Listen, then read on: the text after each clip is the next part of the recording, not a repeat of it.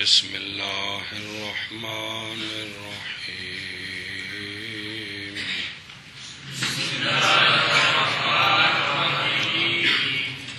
تعلیق قلنا درس قبلنا بود باو تعریف ما قبلش مفتوعا باو را بال بدل کردن قال نشد فصل بقای ساکنین شد میانی الف و لام اول اشان لیا بہت آرا حسد کردن قل نشد فصل فتح فارا بزرما بدل کردن تا دلالت قدر بر عصبیت قال نشد فصل فتح فارا بزرما بدل کردن تا دلالت قدر بر عصبیت واو قل نشد اجبف واوی کے باب شروع ہیں اور ان کے قوانین. ایک قانون پڑھ لیا کہ واو یا متحرک ما قبل مفتوح ہو تو اس واو یا کو الف کے ساتھ بدلتے ہیں.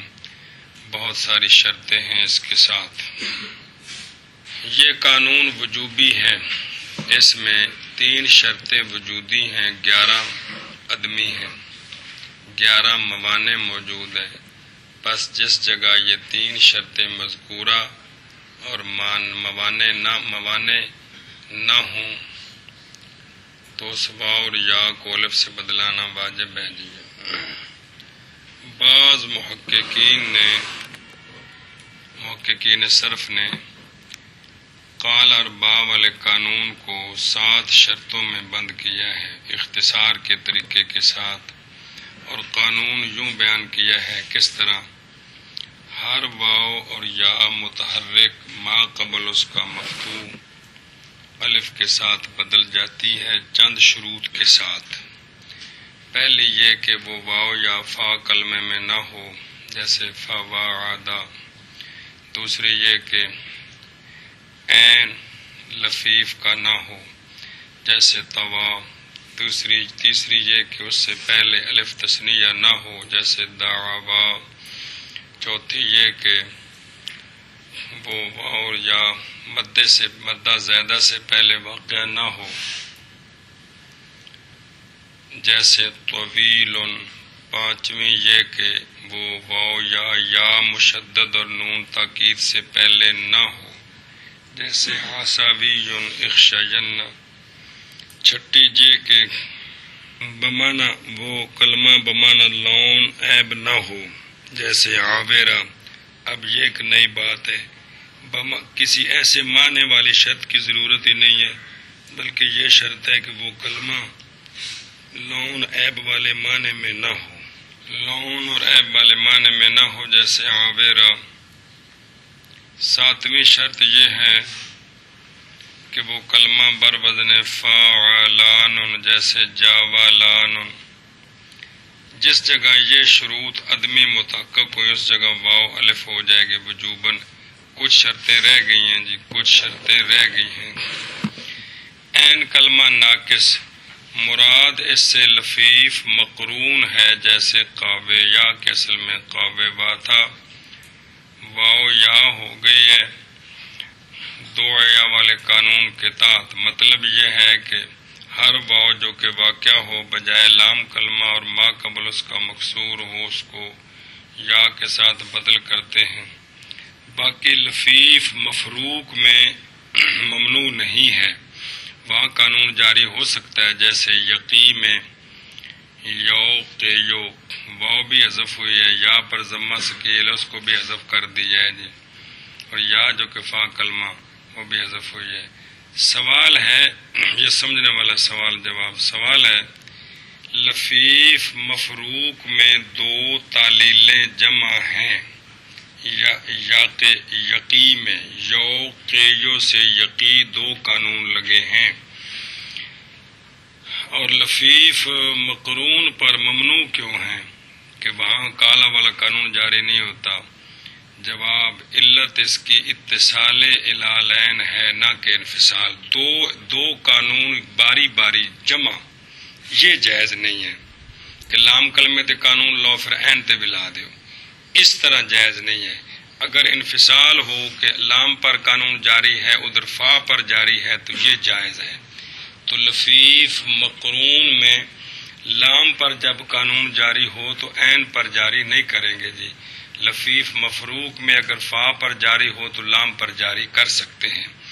یہ اگے بھی گل کم دینی کئی باری تینوں ذرا یاد رکھنا ہے جی. سوال چرا لام کلمہ لفیف مقرون را با تعلیل اختیار کردند این کلمہ را ممنوع دانستند کہ لام کلمے پر تعلیل جاری کی ہے مقرون میں این کو بچا لیا ہے. اس کا عکس بھی تو ہو سکتا ہے. جواب لام کلمہ محل تبدیل و تغییر ہے نہ کہ این کلمہ، اس لیے لام کلمے کا حق ہے کہ اس پر قانون جاری کیا جائے. خلاصہ یہ ہے کہ لفیف مقرون پر لام اور عین دونوں پر قانون اکٹھا جاری نہیں ہوتا، کلمہ ناقص ہو جاتا ہے. لفیف مفروق ہو تو فا پر بھی قانون جاری ہو سکتا ہے، لام پر بھی، جیسے مثال آپ نے پڑھی ہے یقی ہوں. یہ وجہ ہے کہ جو ہے نا عین کلمہ ناقص اس کو نکالا ہے. گل سمجھیے بدر حکم عین کلمہ ناقص ہیں جی. ایتھے رکنا ہے جی آ کے جی. قلنا اصل میں قولنا ہے ضربنا کے وزن پر، نصرنا واو متحرک ما قبل اس کا مفتوح، اس واو کو الف سے بدلایا، قولنا سے قالنا ہو گیا. اب التقاء ساکنین ہو گیا الف اور لام کے درمیان، الف اور لام کے درمیان. اول ان کا ساکنین سے اول مدہ ہے، کون ہے وہ؟ الف ہے جی. تو اس کو حذف کیا تو قلنا بن گیا، قلنا. اب کیا کیا؟ فا کے فتح کو ضمہ کے ساتھ بدل کیا تو قلنا سے قلنا بن گیا جی. قلنا اصل میں قبلنا تھا. چل بھائی، واو متحرک ما قبل اس کا مفتوح، اس واو کو الف کے ساتھ بدل کرتے ہیں تو قال نہ ہو گیا، پس التقاء ساکنین ہو گیا، درمیان الف اور لام کے. اول ان کا مدہ ہے، اس کو حذف کرتے ہیں تو قل نہ ہو گیا. بس فا کے فتح کو ضمہ کے ساتھ بدل کرتے ہیں تاکہ دلالت کرے واو کی حذفیت پر، تو قل نہ ہو گیا. یہ وجہ بیان کی ہے کہ فا کو ضمہ کیوں دیا ہے تاکہ واو کی حذفیت پر دلالت کرے. قلنا اصل میں قبلنا تھا، واو متحرک ما قبل اس کا مفتوح ہے، اس واو کو الف کے ساتھ بدل دیا تو قال نہ ہو گیا. جی التقاء ساکنین ہو گیا درمیان الف اور لام کے. پہلا اول ان کا مدہ ہے، اس کو حذف کیا تو قل نہ ہو گیا جی. پس فا کے فتح کو ضمے کے ساتھ بدل کیا تو تاکہ دلالت کرے واو کی حذفیت پر، جی تو قل نہ ہو گیا. چلا جی. تعلیل قلنا اصل میں قولنا تھا، واو متحرک ما قبل اس کا مفتوح، اس واو کو الف کے ساتھ بدل کرتے ہیں قال نہ ہو گیا. پس التقاء ساکنین ہو گیا درمیان الف اور لام کے. اول ان کا مدہ ہے، اس کو حذف کرتے ہیں کل تو کل نہ ہو گیا. پس فا کے فتح کو ضمہ کے ساتھ بدل کرتے ہیں تاکہ دلالت کرے واو کی حذفیت پر، تو کل نہ ہو گیا. قانون التقاء ساکنین بر دو قسم است، اعلی حدی و اعلی غیر حدی. اعلی حدی آن کے ساکن اول مدہ یا یائے تصغیر و ساکن ثانی مدغم و وحدت کلمہ باشد و ما سوائے این اعلی غیر حدی است و حکم اعلی حدی. صبر کر. قانون التقاء ساکنین، دو ساکنوں کا جمع ہونا، اس کو کیا کہتے ہیں صرف کی لغت میں؟ التقاء کا معنی ہوتا ہے ملنا، ساکنین کا ملنا، جمع ہونا. تو جو دو ساکن جمع ہو جائے نا، دو ساکن جمع ہو جائیں، اس کو التقاء ساکنین کہتے ہیں. تو التقاء ساکنین دو قسم پر ہے، ایک علی حد ہی اور ایک علی غیر حد ہی۔ علی حد ہی التقاء ساکنین علی حد ہی یہ ہے کہ اول ساکن مدہ ہو یا تصغیر کی ہو، ثانی ساکن مدغم ہو اور کلمہ بھی ایک ہو۔ کتنی شرطیں ہو گئی ہیں؟ تین شرطیں پائی جائیں تو یہ التقاء ساکنین علی حد ہی ہے۔ پہلی شرط یہ ہے کہ اول ساکن مدہ ہو یا تصغیر ہو، دونوں میں سے ایک ہو، اور دوسرا ساکن مدغم ہو، اور تیسری شرط یہ ہے کہ کلمہ ایک ہو۔ کلمہ ایک ہو۔ وما سوائے اس کا ما سوا، تینوں شرطیں نہ پائی جائیں، دو شرطیں نہ پائی جائیں، یا ایک شرط نہ پائی جائے، جس کی کل صورتیں کتنی بنتی ہیں؟ 7 صورتیں بنتی ہیں، تو ما سوا اس کا علی غیر حد ہی ہے۔ ما سوا اس کا غیر حد ہی ہے۔ مانا کرے نہیں عبارت دا قانون التقاء ساکنین دو قسم پر ہے، علی حد ہی اور علی غیر حد ہی۔ علی حد کا مطلب اپنی 3 شرطوں پر پورا اتر رہا ہے، علی غیر حد کا مطلب ہے 3 شرطوں پر پورا نہیں اتر رہا، کمی ہے۔ سمجھ آئی ہے؟ حد پر ہے یعنی شرطیں موجود ہیں، حد پر نہیں ہے یعنی شرطیں تینوں موجود، خواہ ایک یا 2 یا تینوں۔ علی حد ہی یہ ہے کہ ساکن اول مدہ یا تصغیر اور ساکن ثانی مدغم اور کلمہ ایک ہو، اور ما سوا اس کا علی غیر حد ہی ہے۔ قانون التقاء ساکنین 2 قسم پر ہے، علی حد ہی اور علی غیر حد ہی۔ علی حد ہی یہ ہے کہ ساکن اول مدہ یا تصغیر اور ساکن ثانی مدغم اور کلمہ ایک ہو، اور ما سوا اس کے علی غیر حد ہی ہے۔ بدا کے تمام کلام عرب میں یہ بات نہیں ہے کہ ساکن اول خام مدہ ہو اور ثانی مدغم ہو، کلمہ ایک ہو، بلکہ باقی 2 شرطیں ہوتی اور پہلا ساکن یا تصغیر بھی ہوتی، اس لیے اول ساکن میں مدے کے ساتھ یا تصغیر کو بھی جوڑ دیا ہے۔ سمجھ آئی ہے؟ تاکہ علی حد ہی زیادہ بن جائے، علی حد ہی زیادہ بن جائے، اس لیے یا کو بھی مدے کے ساتھ جوڑ کہ اول ساکن مدہ یا تصغیر، تاکہ علی حد ہی التقاء ساکنین زیادہ بن جائیں۔ اچھا جی، علی حد ہی کی مثال لکھی ہے، احمور اول ساکن مدہ، اول ساکن واو مدہ ہے، دوسرا ساکن کون ہے؟ ساکن را مدغم ہے، اور تیسرا کلمہ ایک، کلمہ ایک ہے جی، خویصۃن ساکن یا تصغیر ہے، ثانی مدغم ہے، ثانی مدغم ہے، کلمہ ایک ہے، اور کلمہ ایک ہے۔ ایک ہے۔ اچھا جی، اور دیکھو ادھروں ما سوا علی غیر حد نظر آندا پہ، جان کے اس سے پہلے معلوم ہوا ہے کہ علی حد ہی کے لیے 3 شرطیں ہیں، علی حد ہی کے لیے 3 شرطیں۔ پہلا دیکھو نا حاشیہ 4 نمبر تک لکھے ہے کہ علی حد ہی کی تعریف میں 3 قاعدے مذکور ہیں۔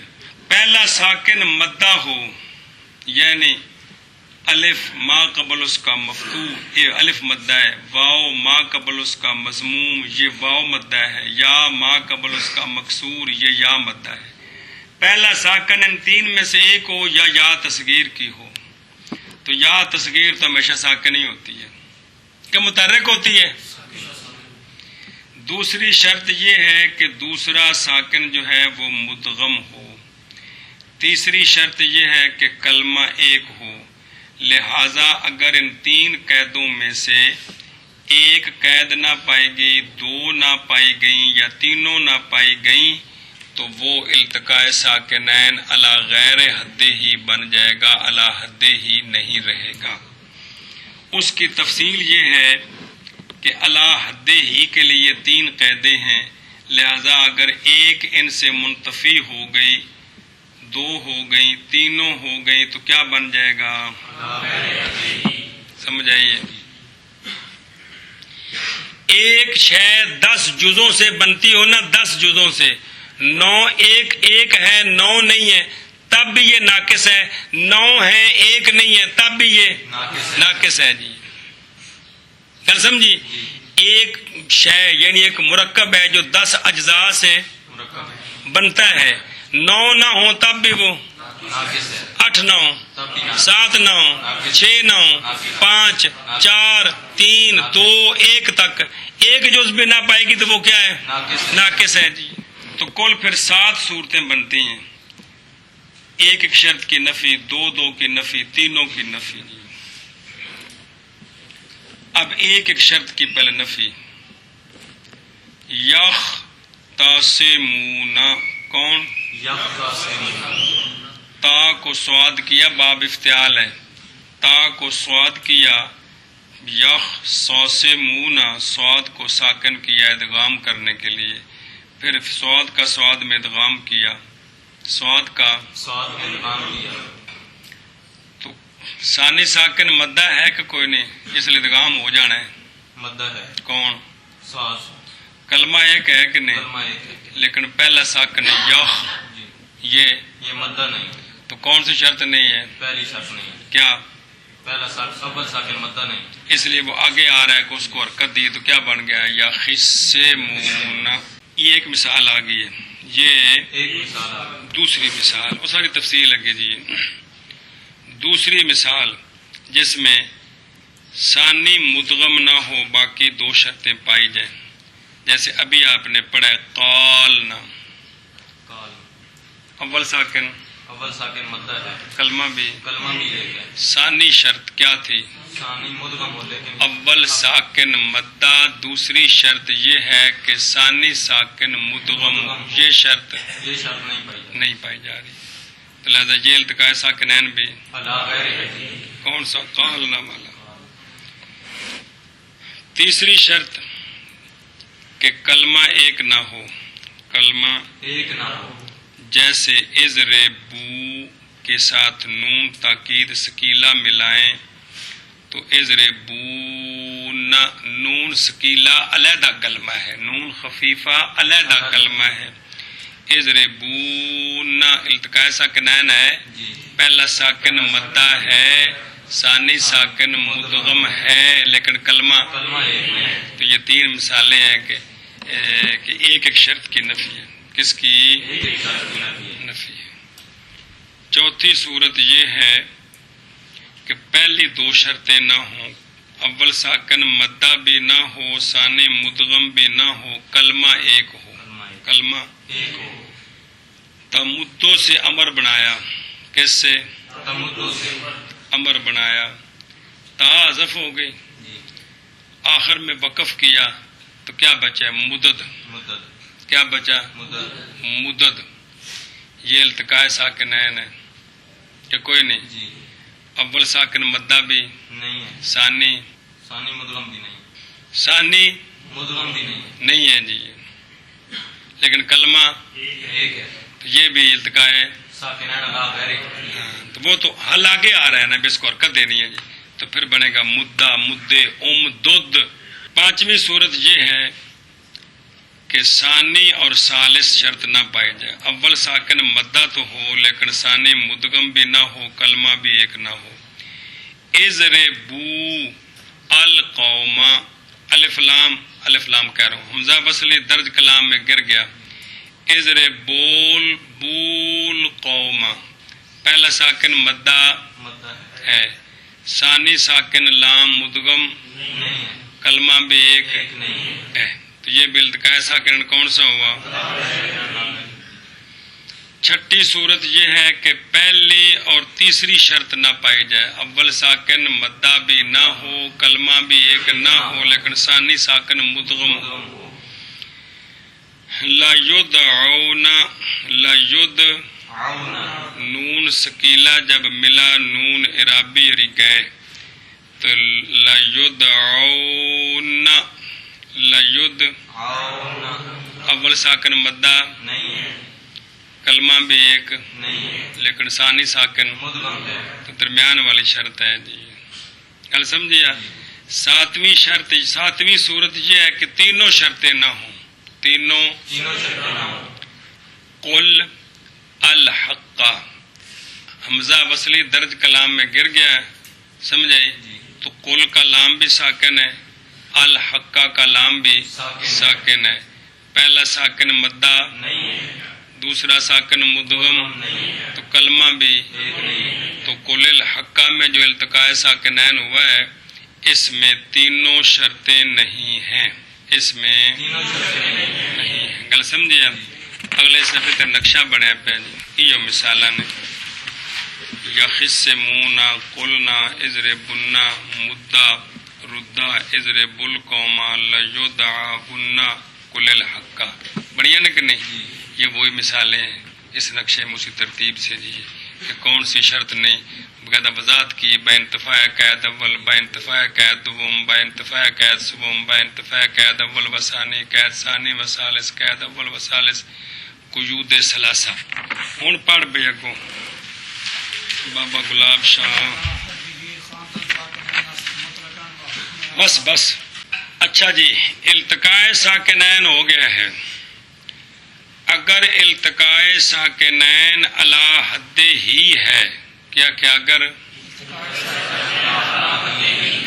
تو اس کا حکم یہ ہے کہ ساکنین کو پڑھنا ہے، ساکنین کو پڑھنا ہے، دونوں ساکنوں کو ساکن رکھ کر پڑھنا ہے، مطلقاً، مطلقاً کا مطلب ہے کہ حالت وقف کی ہو یا حالت وقف کی نہ ہو، بہر صورت التقاء ساکنین علی حد ہی جو ہے اس کا حکم یہ ہے کہ دونوں ساکنوں کو ساکن رکھ کر پڑھنا ہے۔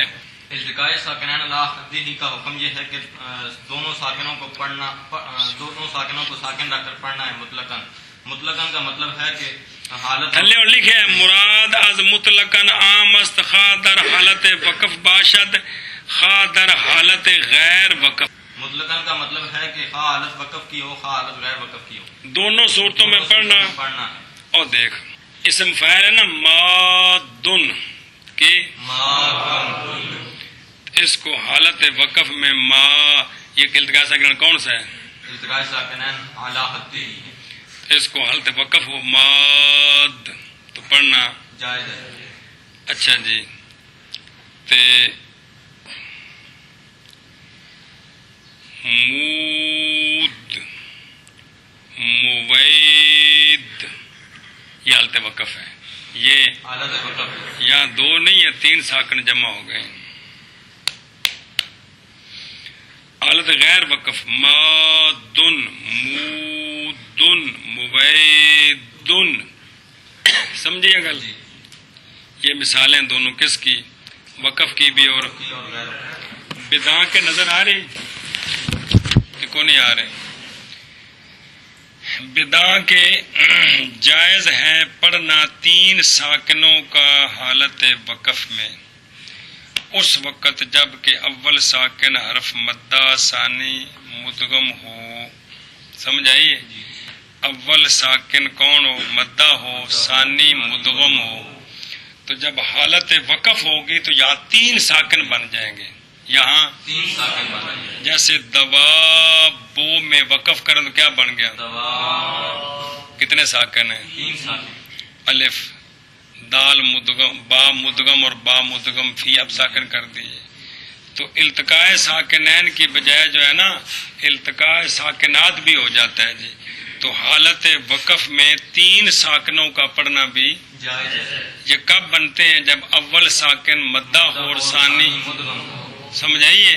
تو جب وقف کریں گے تو مدغم فی بھی ساکن ہو جائے گا، تو تو دو پہلے اور اب تیسرا جمع ہو گیا، تو یہ ایک حال نمی ہے کہ التقائے حالت وقف میں 3 ساکنوں کا پڑھنا بھی جائز ہے۔ کب؟ جب کہ وقف کی حالت میں اولوا مدہ ہو اور ثانی مدغم ہو، اور حالت وقف ہو تو 3 ساکن بن جاتے ہیں۔ کس طرح کہ 2 تو پہلے یہی ہیں، تو مدغم فی کو جب وقف کریں گے تو وہ بھی کیا ہو گیا؟ وہ بھی ساکن۔ ایشا بس جی دواب تے اسویم نا، اس کو اسویم کتنے ہو گئے؟ 3 ساکن۔ کون سے؟ یا تصویر ہے اور دوسرا ساکن مدغم ہے اور تیسرا مدغم فی ہے۔ 2 میمہ۔ جی مثال آن در کلام عجم بسیار است، اے ہو جائے 3 ساکنا والی مثالاں کلام عجم وچ بہت ساری نے۔ گوشت کنے ساکن نے؟ 3 ساکن۔ پوشت 3 ساکن کہ کوئی نہیں؟ جی واو سین تا وغیرہ 4 ساکن یہ مجتمع ہے، سمجھ آئی؟ جی 4 ساکن ممتنع۔ مثال جمع 2 ساکن در حالت وقف میم قاف عین جیم شین، یہ سارے کیا ہیں؟ 2 ساکن۔ حالت وقف ہے، 2 ساکن ہے سارے جی۔ چلو اور حکم علی حد ہی کا پڑھنا ہے ساکنین کا مطلقاً، اور حکم علی حد ہی کا پڑھنا ہے ساکنین کا مطلقاً، اور حکم اعلی حد ہی کا پڑھنا ہے ساکنین کا مطلقاً۔ شاباش جی۔ حکم علی غیر حد ہی خواندن ساکنین است در حالت وقف و نخواندن ساکنین در حالت غیر وقف۔ بس التقاء ساکنین علی غیر حد ہی ہو تو اس کا حکم یہ ہے کہ وقف کی حالت ہے یا وقف کی حالت نہیں ہے۔ ہاں جی بابا جی کیا ہے؟ التقاء ساکنین علی غیر حد ہی کا حکم یہ ہے کہ علی غیر حد ہی ہو علی غیر حد ہی ہو، تو اس کا حکم یہ ہے تو اس کا حکم یہ ہے کہ پہلے یہ دیکھیں گے کہ حالت وقف کی ہے یا وقف کی نہیں ہے۔ التقاء ساکنین علی غیر حد ہی ہو اور حالت وقف کی ہو تو التقاء ساکنین کو پڑھنا ہے، یعنی کسی کو نہ حذف کرنا ہے نہ حرکت دینی ہے۔ پڑھنے کا مطلب ہوتا ہے نہ کسی کو حذف کرنا ہے نہ کسی کو حذف دینی ہے۔ حرکت دینی ہے، یہ مطلب ہے ساکنین کو پڑھنا ہے، نہ کسی کو حرکت دینی ہے اور نہ کسی کو حذف کرنا ہے۔ اعوذ باللہ من الشیطان الرجیم، یہ کیا ہے؟ جیم، یہ التقاء ساکنین علی غیر حد ہی ہے، لیکن حالت کون سی ہے؟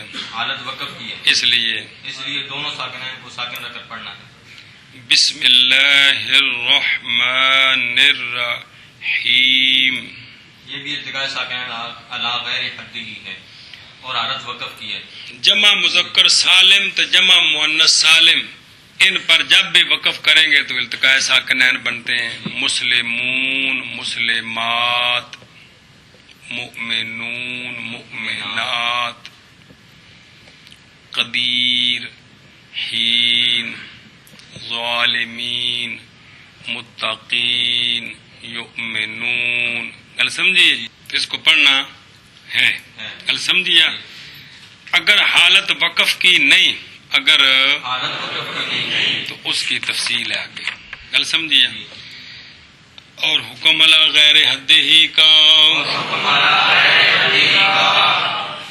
پڑھنا ہے ساکنین کا حالت وقف میں جی اور حکم علی غیر حد ہی کا پڑھنا ہے ساکنین کا حالت وقف میں۔ ہاں بھائی اور حکم علی غیر حد ہی کا پڑھنا ہے ساکنین کا حالت وقف میں۔ اگے ورنہ خواندن ساکنین در حالت غیر وقف، اگر ساکن اول مدعس یا نون خفیفہ حذف کردہ میں صفت اتفاقاً سوائے سے جا در اجوف یعنی مصدر باب افعال و استفعال و اسم مفعول چرا کے در ایجا چرا کے چرا کے چیت لزیر چرا کے در ایجا اختلاف است، بعض صرفیاں اولا را حذف میں کنن و بعض ثانی را واگس۔ بس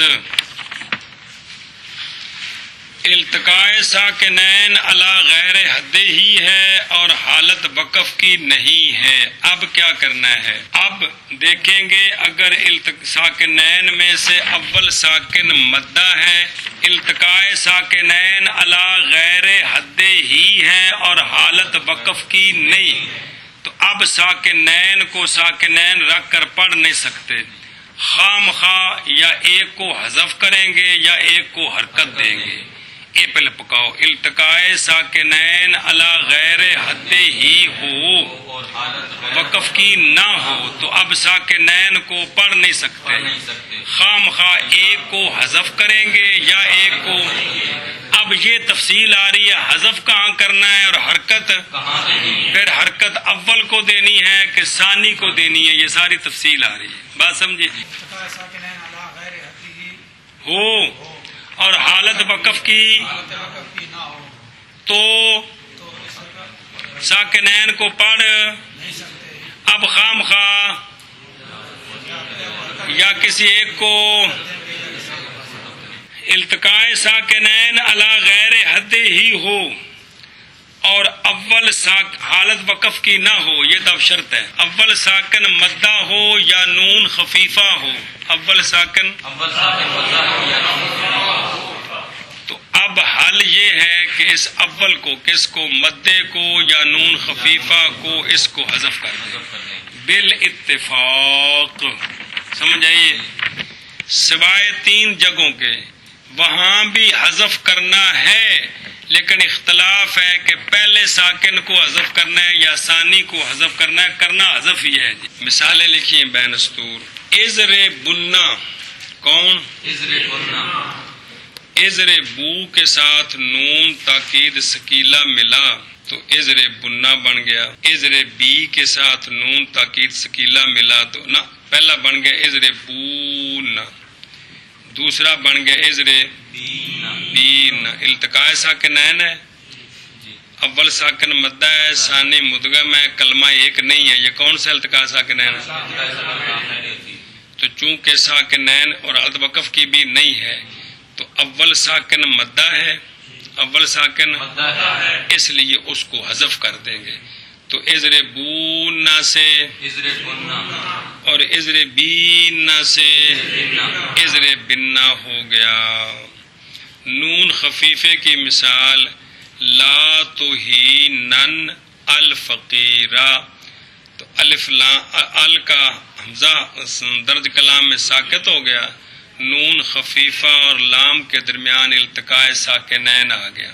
نون خفیفہ اور لام کے درمیان التقائے ساکنین آ گیا تو نون کو حذف کر دیا. کیا کر دیا؟ نون کو حذف کر دیا. تو کیا بن گیا؟ لا تہینن سے لا تہین فقیرہ، لا تو اے بن گیا. گل سمجھیا؟ یہ 2 مثالیں کس کی؟ التقائے ساکنین پہلا ساکن مدہ ہے یا نون خفیفہ اس کو حذف کر دیے، اس کو حذف کر دیے. اتفاقاً کا مطلب ہے جمیع صرفیوں کے نزدیک. مثال حذف نون خفیفہ در حالت غیر وقف جیسے ازر بل قوما، یہ بھی مثال ہے. اصل میں ازر بن، ازر القوم کے ساتھ جوڑا تو نون اور لام کے درمیان التقائے ساکنین آ گیا تو نون تو خفیفہ حذف ہو گیا. تو کیا بن گیا؟ ازر بل قوما. سوائے 3 جگہوں کے. مطلب کیا ہے؟ باب افعال کی مصدر اجوف کی، باب استفعال کی مصدر اجوف کی، اسم مفعول اجوف کا، اس میں اختلاف ہے. جب التقاء ساکنین ہوتا ہے تو بعض صرفی اولا کو حذف کرتے ہیں، بعض ثانی کو حذف کرتے ہیں. یہ مطلب ہے حذف خام خواہ کرنا ہے، لیکن اس میں اختلاف ہے، بعض پہلے کو حذف کرتے ہیں، بعض سمجھی گل. ان پہلی مثال دیکھو جی، باب افعال کی. اقوام، کون؟ واو کے بعد الف ہے کہ کوئی نہیں؟ اس واو پر قانون جاری کیا جو پڑھا ہوا ہے آپ نے. واو کا فتح نقل کر کے کاف کو دیا، واو کو الف سے بدلایا تو اب کیا ہو گیا؟ 2 الف ساکنین ہو گیا. کن کے درمیان؟ 2 الف کے درمیان، 2 الفوں کے درمیان پہلا ساکن مدہ ہے کہ نہیں؟ جی مدہ ہے پہلا ساکن مدہ ہے اور التقاء ساکنین ہو گئے. گل سمجھیے؟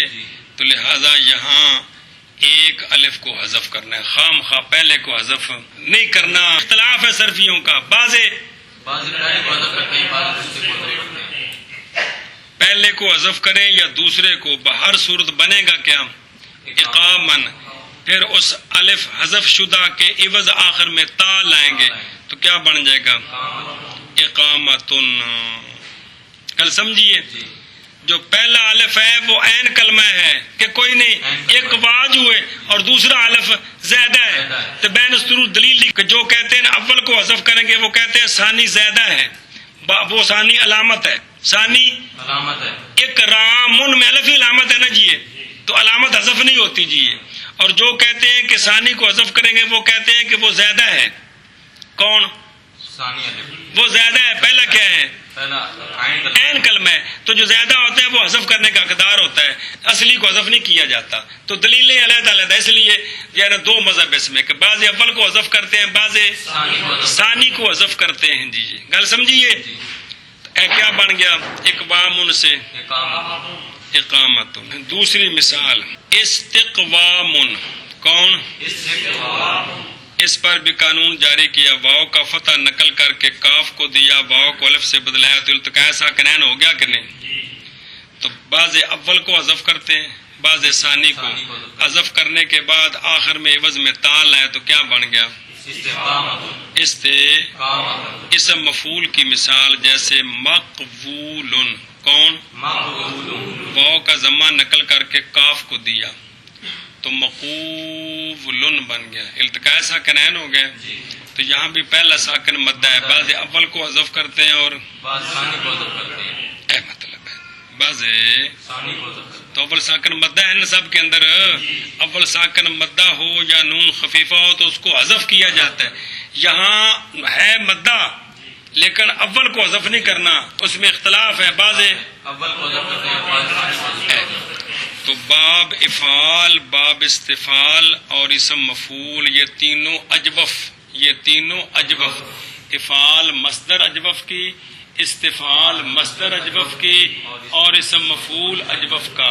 اس میں جب التقاء ساکنین آتا ہے قانون جاری ہونے کے بعد تو بعض اول کو حذف کرتے ہیں، بعض ثانی کو.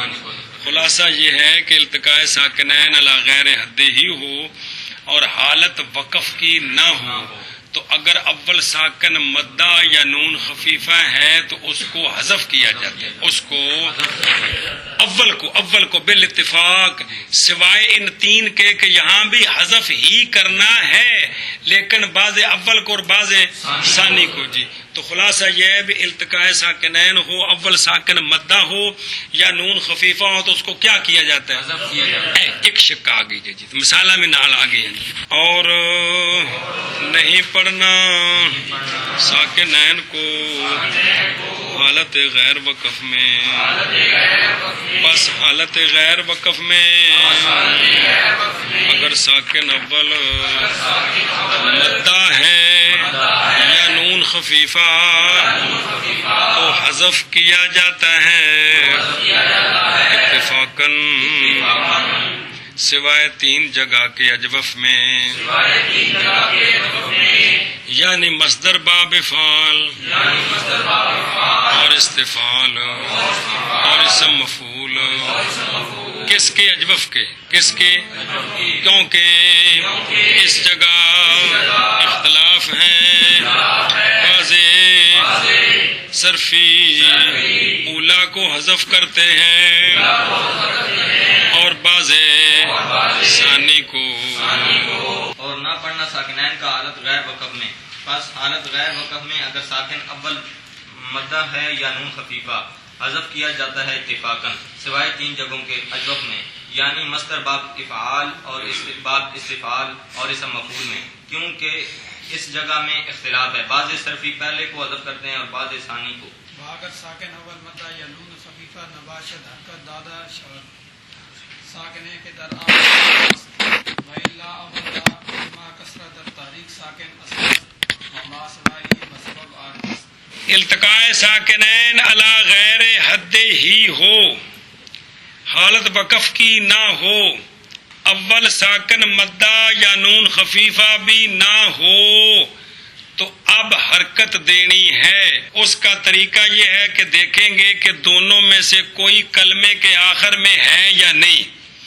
اگر دونوں میں سے کوئی اول یا ثانی کلمے کے آخر میں ہے تو اس کو حرکت دینی ہے، اس کو۔ اور اگر دونوں میں سے کوئی کلمے کے آخر میں نہیں ہے تو اب اول کو حرکت دینی ہے۔ اب کل سمجھی کہ نہیں؟ اب التقاء ساکنین علی غیر حد ہی ہو، حالت وقف کی نہ ہو، اول ساکن مدہ نون خفیفہ بھی نہ ہو، تو اب خام خواہ ایک کو۔ تو اس کی تفصیل یہ ہے کہ دیکھیں گے کہ دو میں سے کوئی کلمے کا اگر دو میں سے کلمے کا آخر ہے تو اس کو، اور اگر دو میں سے کوئی بھی کلمے کا اس کو حرکت دینی ہے۔ گل سمجھی؟ پھر اول کو حرکت دینی، کس کو؟ آخر میں بطور فائدہ بیان کیا ہے کہ جب ساکن کو حرکت دینی ہو، عارضہ کوئی نہ ہو، تو حرکت کسرے کی دی جاتی ہے۔ ضمہ یا فتح کسی عارضے کی وجہ سے دیا جاتا ہے، وگرنہ ساکن کو جب بھی حرکت دینی ہو تو حرکت۔ التقاء ساکنین علی غیر حد ہی ہو اور حالت وقف کی نہ ہو، پہلا ساکن مدہ یا نون خفیفہ نہ ہو تو پھر خواہ حرکت دینی ہے۔ حرکت اگر دونوں ساکنوں میں سے کوئی ایک کلمے کا آخر ہے تو پھر خواہ آخر کو کلمے کا آخر ہے اس کو حرکت دینی ہے۔ اگر دونوں میں سے کوئی ایک کلمے کا آخر نہیں ہے تو پھر خواہ پہلے کو حرکت دینی ہے۔ گل سمجھیے؟ باقی حرکت کون سی دینی ہے؟ حرکت کسری دینی ہے۔ اچھا وہ دیکھ بین استور مثالیں۔ قل الحق، الف حذف ہو گیا، دو لاموں کے درمیان التقاء ساکنین آ گیا، حالت غیر وقف کی ہے، حالت غیر وقف کی ہے، اور پہلا ساکن مدہ بھی نہیں اور نون خفیفہ بھی نہیں ہے، اور دونوں میں سے ایک کلمے کا آخر ہے، دونوں میں سے ایک کلمے کا آخر ہے، کون؟ اول ساکن کے ثانی ساکن، لہذا اس کو حرکت کسرے کی دی، تو کیا بن گیا؟ قل الحق۔ دعو اللہ، حمزہ بسلی کو درج کلام میں پڑھنا نہیں ہے جی، سمجھائیے جی۔ تو التقاء ساکنین ہو گیا کس کے درمیان؟ واو اور لام مدغم کے درمیان، تو پہلا ساکن حالت وقف کی بھی نہیں ہے، التقاء ساکن علی غیر حد ہی ہے، اور حالت وقف کی پہلا ساکن مدہ اور نون خفیفہ، اس لیے حرکت دینی ہے۔ تو چونکہ پہلا ساکن کلمے کا آخر ہے کہ کوئی نہیں، کون؟ اس لیے اس کو حرکت دی۔ تو چونکہ وہ جمع کے واو تو اس کو ضمہ دیا جاتا ہے، اس لیے اس کو حرکت ضمے کی دی، یہ عارضہ ہے جی۔ تو کیا بن گیا؟ اچھا جی، یحمرو، کون؟ یحمرو، اوپر آ گیا لم، تو حالت اس نے جزم دی، لم یحمرر، کی بن گیا؟ مرر، التقاء ساکنین ہے، حالت وقف کی نہیں ہے، پہلا ساکن مدہ اور نون خفیفہ نہیں ہے، اور جو کلمے کا آخر ہے اس کو حرکت، دونوں میں سے کلمے کا آخر ہے، کون؟ ثانی کے اولا، اس لیے اس کو حرکت دیں گے۔ پہلے مثالیں تھی اولا جو ہے وہ کلمے کا آخر ہے، یہاں دوسرا کلمے کا آخر ہے، تو ثانی کو حرکت دی، تو کیا بن گیا؟ تو وہ تفصیل پڑھ چکے، فتح بھی دے سکتے ہیں، کسرہ بھی دے سکتے ہیں، لم یحمرہ، لم یحمرے، لم یحمرر، تو وہ تو التقاء ساکنین ہے ہی نہیں، وہ تو اس لیے حد پر چلا گیا ہے نا۔ اسی طرح لو استطعنا، لو حمزہ بسلی ساکت ہو گیا، تو واو بھی ساکن ہے، سین بھی ساکن ہے، ساری شرطیں موجود ہیں نا، تو جو اول ساکن ہے وہ کلمے کا، اس لیے اس کو حرکت کسرے کی دی، تو کیا بن گیا؟ اے مطلب ہے یہ مثالیں آ گئی ہیں کہ التقاء ساکنین علی غیر حد ہی ہے اور حالت وقف کی نہیں ہے، پہلا ساکن مدہ یا نون خفیفہ بھی نہیں ہے، اور ساکنین میں سے ایک کلمے کا آخر ہے۔ بعض مثالیں وہ ہیں کہ اول کلمے کا آخر ہے، ایک مثال ہے کہ دوسرا کلمے کا آخر ہے۔ اب وہ مثالیں کہ دونوں میں سے کوئی بھی کلمے کا آخر نہیں ہے تو کس کو حرکت دینی ہے؟ پہلے کو خواہ حرکت دینی، سمجھ آئیے؟ یخ صاسمون، یخ پہلے سواد کو ساکن کر کے سواد میں ادغام کیا، تب کس کے درمیان التقاء ساکنین ہے؟ سواد مدغم کے درمیان. ٹھیک ہے. تو یہاں کوئی بھی کلمے کا آخر نہیں، اس لیے اول کون ہے؟ خاء. اس کو حرکت دینی ہے. کس کی؟ کسرے کی. تو کیا بن گیا؟ یا خصمونا. اے پورا قانون آ گیا. کندہ بطور فائدہ کچھ چیزیں رہ گئی، وہ اس کتاب میں یہ اگلا قانون بھی آ رہا ہے جی. بھی التقاء ساکنین علی غیر حد ہی ہے، حالت وقف کی نہیں ہے، لیکن 5 جگہوں میں پھر بھی پڑھنا جائز ہے. وہ آگے قانون آ رہا ہے. گل سمجھیا؟ اور اگر ساکن اول مدہ یا نون خفیفہ نہ ہو، حرکت دی جاتی ہے ساکنے، اس ساکن کو جو کہ کلمے کے آخر میں ہے. بے نستور مثالاں لکھی یعنی ساریاں. وَإِلَّا وگرنہ یعنی اے اگر در آخر کلمہ نہ باشد، وگرنہ اول کو کیا مطلب؟ اول کو حرکت دینی ہے. بہرحال کسرہ ساکن کو حرکت دینے میں اصل ہے. تھلے لکھے اصل کیوں ہے؟ فتح انتہائی خفیف، ضمہ انتہائی ثقیل، کسرہ معتدل اور متوسط ہے. آپ صلی اللہ علیہ وسلم کا فرمان ہے کہ خیر الامور اوسطھا، کہ تمام کاموں میں سے بہتر وہ ہوتا ہے جو درمیانہ ہوتا ہے. جی کل سمجھیا؟ ایک یا مشہور قاعدہ ہے کہ الساکن اذا حرک بالکسر، تو اس قانون کے تحت اس کو حرکت کسرے کی دی. اور ما سوا اس کا، ما سوا کون ہے؟ بس بب عارض کے ہے. میں نستور مثال لکھی ہے ہم المفلحون، تو حمزہ وصلی گر گیا تو میم اور لام کے درمیان التقاء ساکنین ہے. دونوں میں سے اول کلمے کا آخر ہے، حرکت کسرے کی دینی چاہیے تھی، لیکن چونکہ اصل میں یہ ہمو تھا، کیا تھا؟ تو واو حذف ہو گئی ہے، تو یہاں میم کو ضمہ باقی رکھا تھا، واو کے دلالت پر پھر میم کو ساکن کر دیا تھا. اس عارضے کی وجہ سے یہاں میم کو ضمہ دیا تو کیا بن گیا؟ ہومل. اس طرح الف لام میم اللہ، حمزہ وصلی میم اور لام مدغم کے درمیان التقاء ساکنین آ گئے، تو اس میم جو ہے نا ساکن، اس کو حرکت فتح کی دی. الف لام میم ملا ہونی میم ہے نا، میم ذریعہ می تے میما کوف جی، میم می تے اگے جو ساکن ان زبر دینی. الف لام میم اللہ، الف لام میم اللہ. تو یہاں فتح دی ہے. کیا دی ہے؟ کیونکہ اس میں جلالت کے لام کو پر پڑھنا ہے، تو پر تب پڑھا جائے گا جب ما قبل کیا ہوگا؟ اگر کسرہ ہو تو پر نہیں پڑھا جائے گا. واللہ باللہ.